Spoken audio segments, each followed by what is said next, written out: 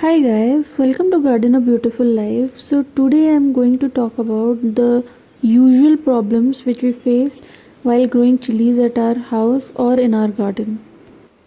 So the two general problems are the flowers not coming in our chili plants, and the second one is the flower drop.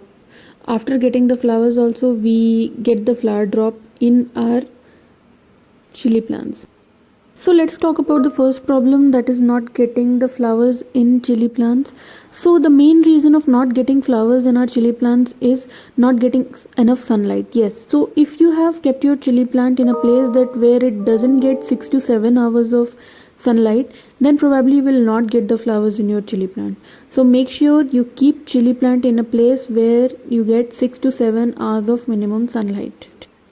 The second reason of not getting enough flowers in chili plant is not fertilizing enough. So to solve that problem, if you have not given enough fertilizer to chili plant, is in every 10 to 15 days you can just loosen up the soil of chili plant.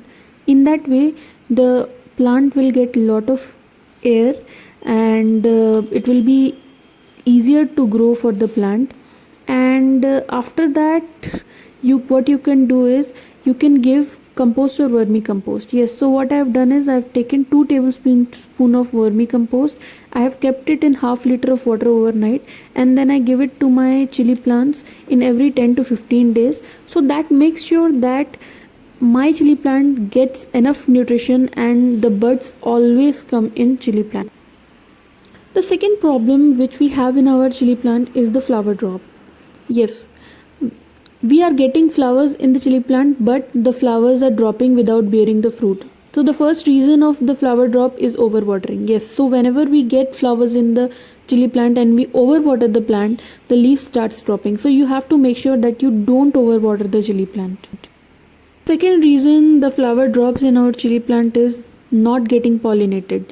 Yes, so whenever the flowers are not getting pollinated by the insects or the bees, they are dropping without bearing the fruit. To solve that problem, we have to do self pollination. For that, I have taken a cotton swab, and you have to take the cotton swab, take it near the flower, and just roll over the pollen to collect the pollen. In the swab, in the cotton swab, I'm collecting the pollen. So when you roll over gently, you can see the pollens have got collected into the cotton swab now.